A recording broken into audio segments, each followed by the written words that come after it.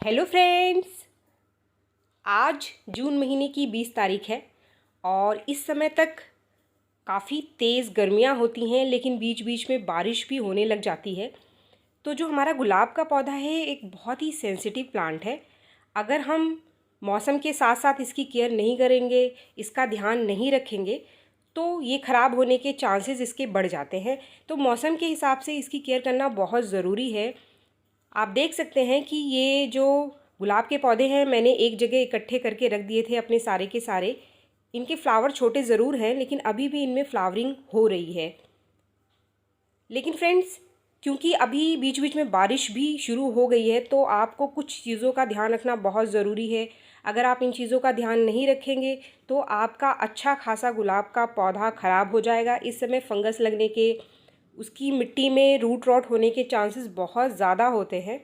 अगर आपने अपने गुलाब के पौधे को किसी शेड वाली जगह पे रखा है, तो अभी जून महीना ख़त्म होने से पहले आप उसको शेड वाली जगह पर ही रखें। जुलाई में आप इसे खुली जगह पर ट्रांसफ़र कर सकते हैं। फ्रेंड्स, जो बारिश का महीना है वो गुलाब के पौधे के लिए एक बहुत ही बढ़िया टाइम है इसकी ग्रोथ के लिए। अगर आप अपने प्लांट की ग्रोथ को बढ़ाना चाहते हैं तो आप यहाँ पर कुछ चीज़ों का ध्यान रखें।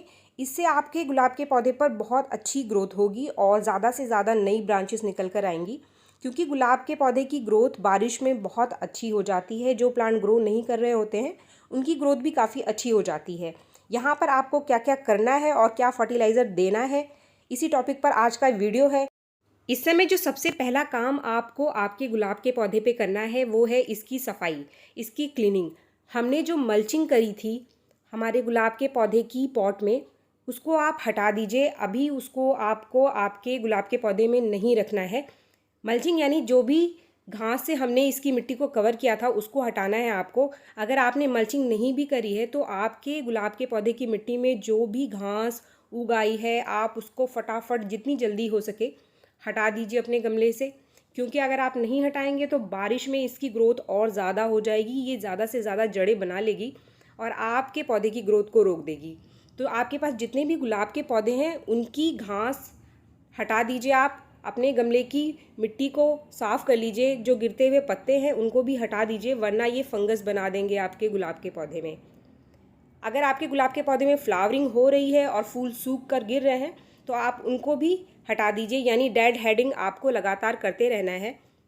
जो भी ख़राब होती हुई पत्तियां हैं आप उनको हटाइए, वरना ये आपके प्लांट में गिरेंगे और फंगस बना देंगे। अगर कोई सकर ब्रांच आ गई है आपके गुलाब के पौधे में, क्योंकि ये बारिश है तो बारिश में सकर ब्रांच भी बहुत ही आसानी से निकल कर आ जाते हैं, तो आप इनको बिल्कुल भी आपके गुलाब के पौधे में ना रखें। इसको टाइम टाइम पर काट करके अपने प्लांट से आप निकालते रहिए। सकर ब्रांच आपको पता है जो 7 पत्तियों वाली ब्रांच होती है, जिसे जंगली ब्रांच भी कहते हैं, और उसके ऊपर कोई फ्लावरिंग नहीं होती है, तो ऐसी कोई भी ब्रांच आप अपने गुलाब के पौधे में ना रखें। आप अगर आपके गुलाब के पौधे की सॉफ्ट प्रूनिंग कर दें तो अच्छा होगा। आपको सॉफ्ट प्रूनिंग करनी है, हार्ड प्रूनिंग इस समय नहीं करनी है बारिश के टाइम। अगर आप हार्ड प्रूनिंग करेंगे तो डाई बैक का प्रॉब्लम आ सकता है आपके गुलाब के पौधे में। सॉफ्ट प्रूनिंग से ज़्यादा नई ब्रांचेस निकल कर आएंगी, और जो डेड ब्रांचेस हैं, जो कि ब्लाइंड शूट्स हैं, आप सिर्फ उन्हीं को काटें। फ्रेंड्स, क्लीनिंग के बाद जो दूसरा इम्पॉर्टेंट काम आपको आपके गुलाब के पौधे में करना है वो ये है कि आपको इसकी ड्रेनेज चेक करना है कि जो छेद आपके गुलाब के पौधे के पॉट में है उससे पानी नीचे निकलता है या नहीं। इस चीज़ को आप ध्यान रखें, क्योंकि अगर आपके गुलाब के पौधे की पॉट में पानी रुका लंबे टाइम तक तो इसमें रूट रॉट हो जाएगा। रूट रॉट यानी कि फंगस बन जाएगा आपके गुलाब के पौधे की जड़ में, और ये पूरा का पूरा आपके प्लांट को ख़राब कर देगा।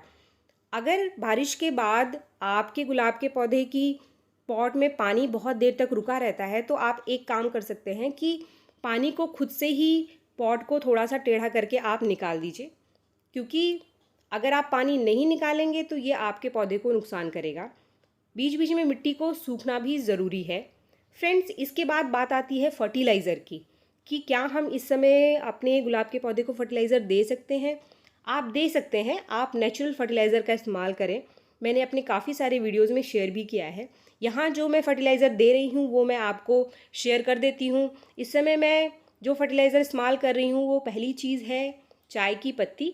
सूखी हुई चाय की पत्ती जो चाय की छन्नी में बच जाती है उसे धोकर सुखा लीजिए। यहाँ मैं एक पौधे के लिए 5 चम्मच चाय की पत्ती और 3 चम्मच केले के छिलके का पाउडर का इस्तेमाल कर रही हूँ। चाय की पत्ती को डालने से हमारे गुलाब के पौधे को एक जो मिनिमम न्यूट्रिशन है वो मिलता रहेगा। चाय की पत्ती से काफ़ी अच्छी मात्रा में नाइट्रोजन मिलती है, तो नाइट्रोजन मिलने से आपके गुलाब के पौधे में ज़्यादा से ज़्यादा नए शूट्स निकल कर आएंगे, ज़्यादा से ज़्यादा नई ब्रांचेस निकल कर आएंगी।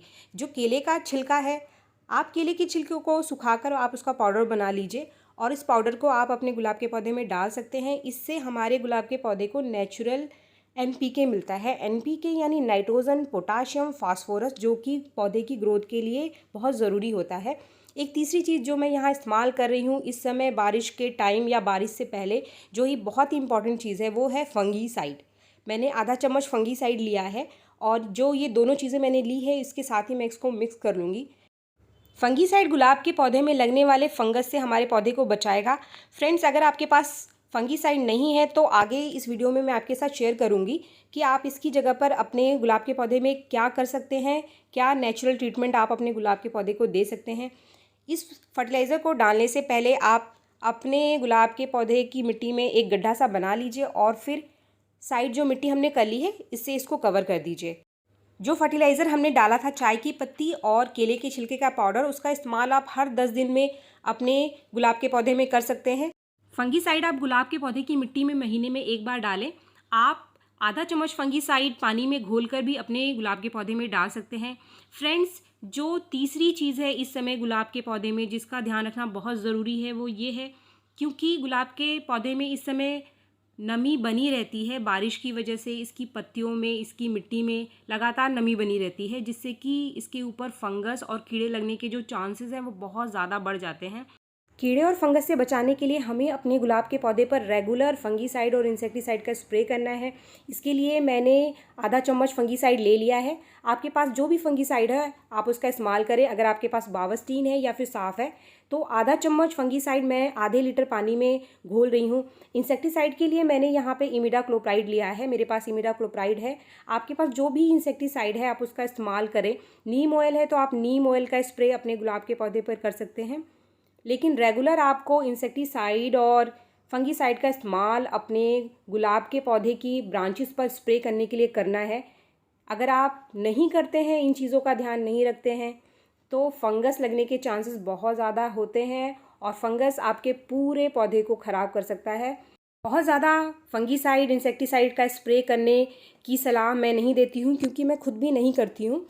जब बहुत ज़रूरी होता है तभी मैं इनका इस्तेमाल करती हूँ, क्योंकि बारिश के महीने में ये समस्या बहुत ज़्यादा बढ़ जाती है।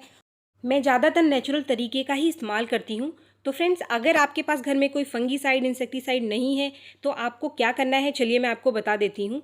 अगर आपके पास कोई लिक्विड सोप है जैसे कि शैम्पू या फिर हैंड वॉश, तो आप इसकी कुछ बूंदों को पानी में घोलकर शाम के टाइम अपने गुलाब के पौधे पर स्प्रे कर दीजिए। इससे इसके ऊपर जो लगने वाले कीड़े हैं वो हट जाएंगे काफ़ी हद तक। और अगर आपके गुलाब के पौधे की मिट्टी को आप फंगस से बचाना चाहते हैं तो जो इसका सबसे बढ़िया सॉल्यूशन है वो है हल्दी पाउडर। आप जब भी आपके गुलाब के पौधे की मिट्टी बीच बीच में सूख जाए तो आप 1 चम्मच हल्दी पाउडर अपने गुलाब के पौधे की मिट्टी में मिला दीजिए। पौधे की ऊपरी ब्रांच को फंगस से बचाने के लिए आप बेकिंग सोडा, यानी जो कि मीठा सोडा है जो हम खाने के लिए इस्तेमाल करते हैं, उसको आधा चम्मच मीठा सोडा आप पानी में घोलकर, लगभग 1 लीटर पानी में घोलकर अपने गुलाब के पौधे में हर 10 दिन में पूरी बारिश आप स्प्रे करते रहें। इससे भी फंगस लगने के चांसेस कम से कम होते हैं और फंगस नहीं लगता है। ये एक बहुत ही बढ़िया नेचुरल तरीका है। तो फ्रेंड्स, अगर आपको ये वीडियो पसंद आया तो एक लाइक ज़रूर करें और मेरे चैनल को सब्सक्राइब करना ना भूलें। Thank you.